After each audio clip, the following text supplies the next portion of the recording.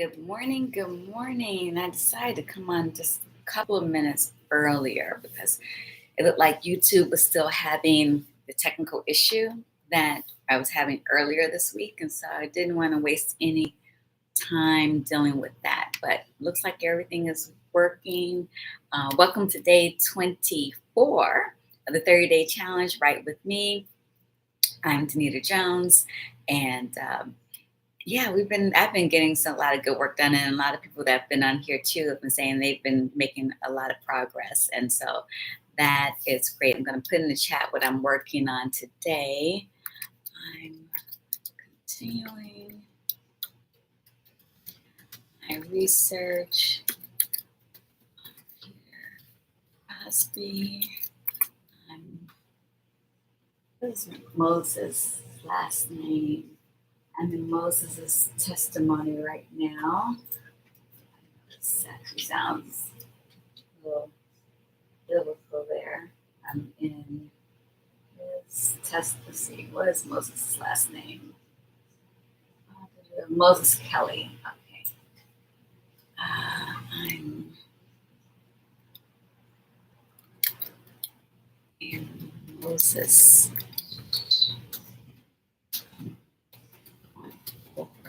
Moses Kelly's testimony. Okay. And let's see what else here. Where did I leave off with Moses? I won't hit the timer until it's actually 5 a.m. Got 3 minutes to go.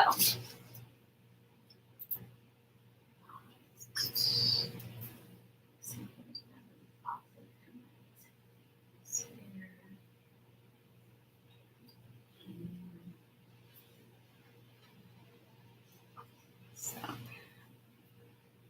let's see, I got, yep, so 3 minutes. Let's see, left off with talking about interfering with they interfere with your voting. Okay, these clubs. Talking about the societal clubs, the white societal clubs that were created during the 1800s, late 1800s, 1870s in particular, and how they have formed in order to do voter intimidation, voter suppression. So, and that's what Moses is being interviewed about right now. A lot of roads, it seems, lead right back to the election in August of 1874. So I will, as open up, I knew, like I even had it on my board up here about the election in 1874. But I did not realize there was so much more, until I got into testimonies, how much voter intimidation happened there and all the details of that. So in my novel, I will be, I think that's probably going to hit more so for the second novel. Like the first one will be all about, Peter running for election, deciding to run. Good morning. Good morning. Let's see. I popped on just a little bit earlier because I saw that YouTube was actually having slow issues. But it's almost 5 a.m. As soon as 5 a.m. hits, I will be hitting the timer. See, I don't like this here. Okay. Here we go. All right. So, but this has been great. I've been really enjoying this. Is day 24. And it's been a thrill actually getting up early and coming to talk to you guys and getting to it, getting the work done. So here we are. I never really noticed how much the ring light is in my glasses before until right now. But yeah, so 1870, the election of 1874, that is going to be, that was an incredible election. So, but book one is going to be running for office and all that stuff, and people that's going up against him, and all the battles regarding that. And there's a mosquito. I forgot to do my spray. Been having issues with mosquitoes here lately. All right, so it is 5 a.m.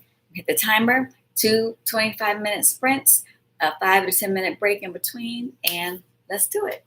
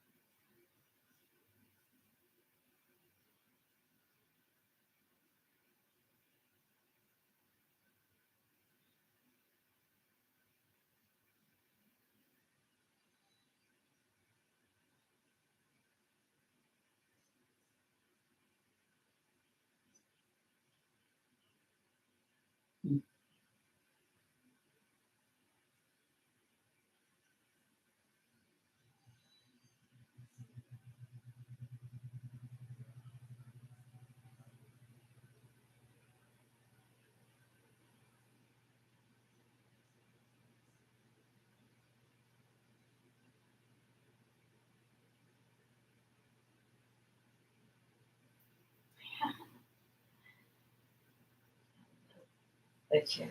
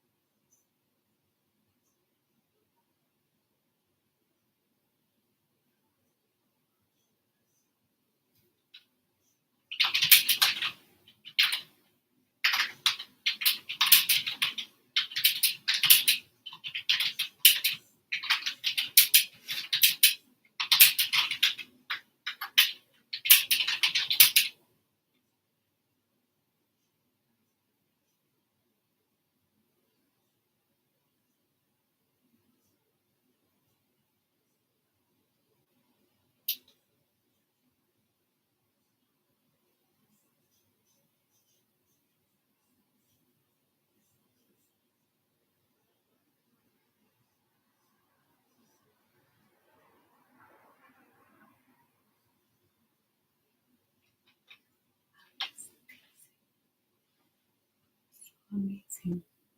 Yes.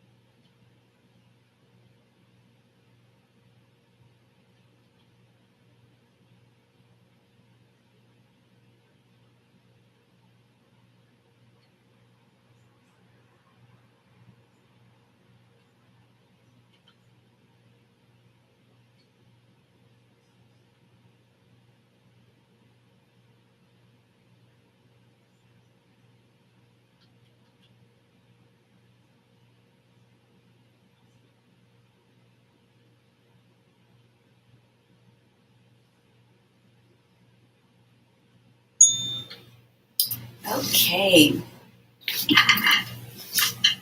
Hey, Pepper. Happy Friday. You're working on your 4-chapter true story about childhood trauma from Chicago street gang members and boys to men, 7 episodes. Okay, great. Awesome. Awesome. I am in, let me make sure I change this. So, change to say 5 minutes. Okay. I am in the testimony of Moses Kelly. And so he's a Black man. And at first, the beginning part of his testimony was talking about a lot of the voter intimidation and how Black people, like if they lived on a white person's property and the white person wanted them to vote Democrat, that the white people would make the Black person move off of the property. And he says it's been going on for the past couple of years. So it just didn't start happening during that August 1874. Yes, his testimony is very interesting. It really is. And so, and it happened to him. We get the name of the person that he used to live on their property, and he was forced to move 2 years ago because of the fact that he wouldn't vote Democrat. And excuse me. And so he's being questioned about this. I mean, he talks about how like he would always, run to the bushes. Like he pretty much lives in the bushes for safety. He tries not to be out in the regular areas too much because it's just not safe. But then the conversation takes a strange turn because he talks about, or the chairman actually starts asking him about if he's like, does he imagine things? Is he just basically trying to see if he has hallucinations, if it's, and the chairman is actually a Republican. But then when the Democrats get that little nugget of information, they run with it and try to see basically, is he insane? Now, I know, or if he's conjured, like a whole, like maybe a spiritual, maybe voodoo type of thing, and Moses denies that, but he does admit to sometimes hearing voices and so forth. And so I remember in one of the books, and I can't remember if it was Christopher Waldrop's book or if it was in the dissertation that I read about this, that there was one person that was mentally ill, but I don't know if this is him or not. But for that section to pop up, it's just like, okay, well, And I know, like when I read that, I definitely had made a note to myself that I wanted to include a character that deals with mental illness, and so and how they dealt with that in the 1870s. So I haven't finished going through his testimony, but I'm looking forward to seeing like where do we go from here regarding this, because it really took a whole left turn, complete left turn. So and that hasn't happened in any of this. And then he was like the Spear and O'Brien, who were the Democrats, Southern Democrats. They were like, well, do all your people feel this way? Do they all think this way? And so they were just really, again, trying to spin it, anything to not put the blame on the white people that went and start shooting Black people and killing Black people. Everything is like always, their spin tends to always go to, well, it was the Black people's fault, or because of the Black people that's why they got killed, Yeah, it's so cuckoo crazy. Yeah. So let me see, is there anything else here to update regarding that? I wrote a Substack yesterday, just talking about the things I've been finding out here, and letting my audience know about the connection with Andrew Owen, how excited I was about finding out that was whose house Peter Crosby went to. And the next Substack that I write on this particular subject, I will go ahead and talk about God, Beard, Chairman Beard, and all the whole voter intimidation and how that all, even in present day, how it's reflective of what they were doing. Not the killing part of it, but just the increased voter intimidation and so forth. So, so I guess it's time to get back to it. Unless Pepper, you have any questions or anything?